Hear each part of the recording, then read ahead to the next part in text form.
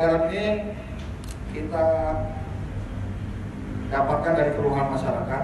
Jadi masyarakat Kota Palembang itu mengeluhkan atau memberikan informasi kepada Polrestabes dimulai dari hal seperti kejahatan, pelanggaran, kecelakaan lalu lintas.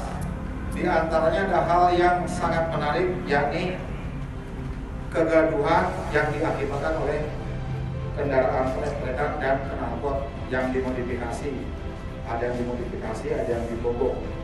Sehingga pada saat malam hari, terutama pada saat malam libur, tentunya rekan-rekan juga mengalami sendiri banyak sekali kejadian motor yang memekakan telinga sehingga mengganggu kenyamanan dan juga keamanan serta keselamatan berlalu lintas warga Palembang.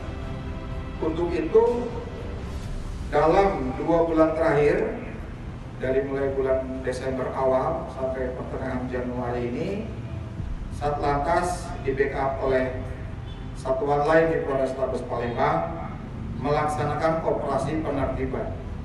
Sifatnya ada yang razia, ada yang juga hunting atau mengejar. Sasarannya adalah yang pertama tentu saja kendaraan yang trek-trekan atau mengebut. Yang kedua yang kita bahas hari ini adalah penggunaan knalpot yang tidak sesuai dengan ketentuan. Knalpot yang kita musnahkan itu 210 knalpot yang masih ada, seperti rekan-rekan lihat di belakang kita ini masih ada 120 kendaraan yang belum dicopot knalpotnya.